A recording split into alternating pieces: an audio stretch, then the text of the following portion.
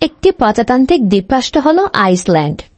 আইসল্যান্ডের সরকারি নাম আইসল্যান্ড প্রজাতন্ত্র। এর রাজধানীর নাম রেইকিয়াভিক। দেশটি উত্তর আটলান্টিক মহাসাগরে গ্রিনল্যান্ড, নরওয়ে, স্কটল্যান্ড, আয়ারল্যান্ড এবং ফেরো দ্বীপপুঞ্জের মধ্যে উত্তর আমেরিকা ও ইউরোপের সদাসক্রিয় ভূগাঠনিক প্লেটগুলির সীমারেখায় ঠিক ওপরে অবস্থিত একটি আগ্নেয় দ্বীপ। আইসল্যান্ডের উত্তর প্রান্ত সুমেরু বৃত্তকে স্পর্শ করেছে।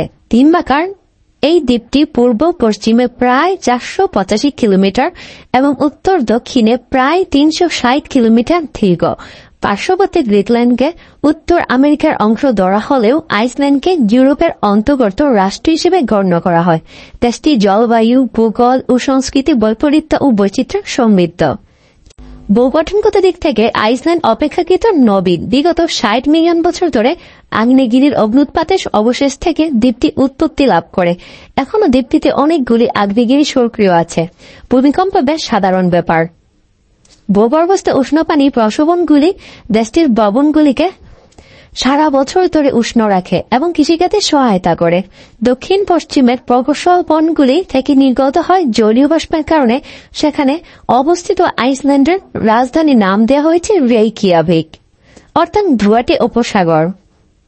ভৌগোলিকভাবে অত্যন্ত উত্তরে সুমেরুর কাছে অবস্থিত হওয়া সত্ত্বেও উত্তর আটলান্টিক মহাসাগরের উষ্ণ উপসাগরের সমুদ্রের স্রোতের কারণে এখানকার জলবায়ু তুলনামূলকভাবে মৃদু।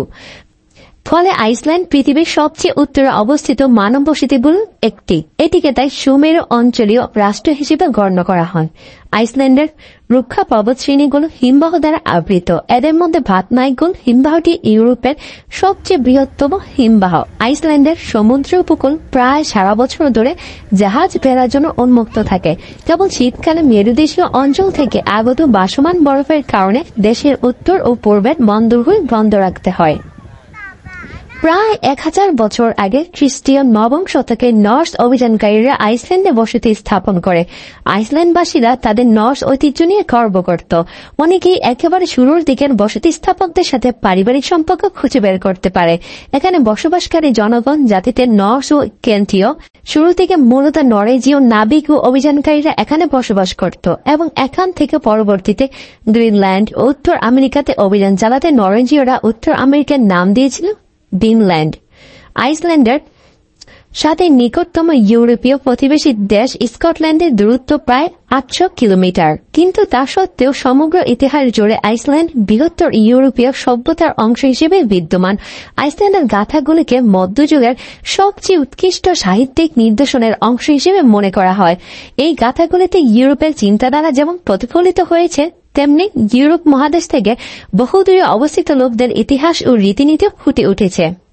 ভাইকিংদের মুখের প্রাচীন নর্স ভাষার সাথে আইসল্যান্ডীয় ভাষার পার্থক্য খুবই কম দেখা যায়, ফলে তারা সহজেই এই গাথাগুলি পড়তে পারত। আইসল্যান্ডের রাজধানী রেইকিয়াভিকেই দেশের প্রথম কৃষি খামার গড়ে উঠেছিল।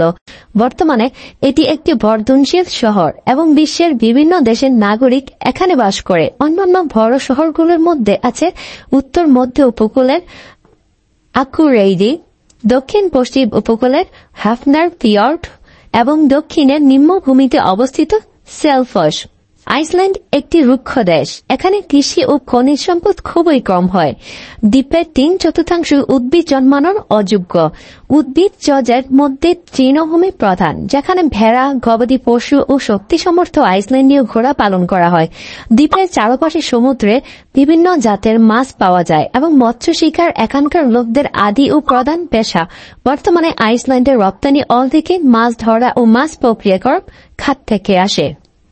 আইসল্যান্ড একটি স্ক্যান্ডিনেভীয় রাষ্ট্র এবং আধুনিক বিশ্বের প্রথম দিকের গণতান্ত্রিক রাষ্ট্রগুলোর একটি। এর জনসংখ্যার জাতিগত প্রকৃতি অন্যান্য ইউরোপীয় দেশের তুলনায় তেমন পরিবর্তনশীল নয়, বরং সমসত্ব।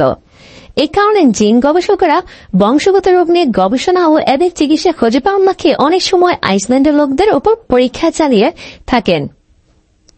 যদিও আইসল্যান্ডের অধিবাসীরা আগের চেয়ে অনেক বেশি ইউরোপের মূলধারার সাথে মিশে যাচ্ছে, তা সত্ত্বেও তারা তাদের ঐতিহ্য, রীতিনীতি ও ভাষা ধরে রেখেছে।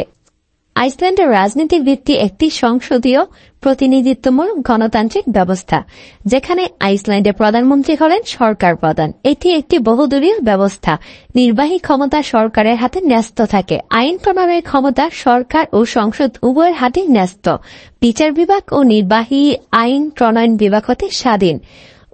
জানলে অবাক হবেন যে ওলাফুস রাগনার গ্রিমসন 1996 সাল থেকে দেশটির বর্তমান রাষ্ট্রপতি। ইউহানা সিগোর্ডাডুটিন 2009 সালে ফেব্রুয়ারি থেকে দেশটির নতুন প্রধানমন্ত্রী।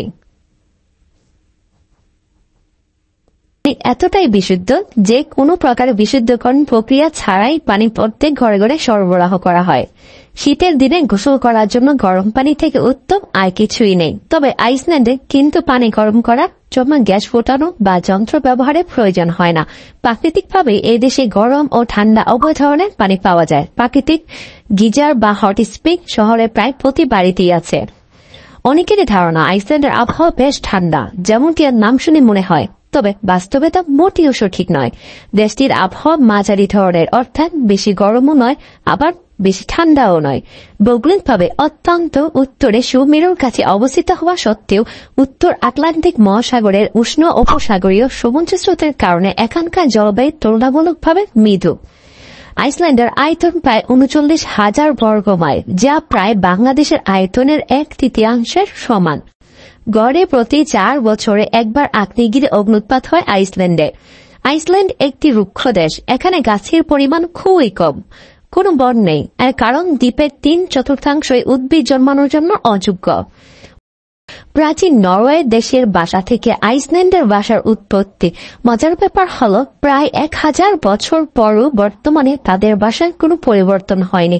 অর্থাৎ অনায়াসে তারা 1000 বছরের পূর্ণ ভাষা পড়তে পারে, কেননা ভাইকিংদের মুখে প্রাচীন নর্স ভাষার সাথে আইসল্যান্ডীয়দের ভাষার পার্থক্য খুবই কম। আইসল্যান্ডে শিশুদের নিয়মিত ঘরের বাইরে ঘুমাতে দেওয়া হয়। এর কারণ হল ঘরের ভিতরের বায়ু সঞ্চালন অতটা ভালো নয় এবং ঘনবসতি বেশি হওয়া শিশুর জন্য পরিবেশ বেশ হুমকি স্বরূপ। তিমি মাছ প্রদর্শনীতে আইসল্যান্ড বিখ্যাত। এর থেকে সরকারি খাতে মোটা অঙ্কের রাজস্ব যোগ হয়ে থাকে। আইসল্যান্ডীয়রা হল বইপোকা। এক জরিপে বলা হয়েছে আইসল্যান্ডের 10% মানুষ তাদের জীবনকালে একটি হলেও বই প্রকাশ করে। আইসল্যান্ডে পৃথিবীর সর্বোচ্চ বই এবং পত্রিকা প্রকাশনী রয়েছে। 1984 সাল পর্যন্ত রিকেজাভিকে আইসল্যান্ডের রাজধানী কুকুরের মালিকানা নিষিদ্ধ ছিল, তবে পরবর্তীতে তা বাদ দেওয়া হয়।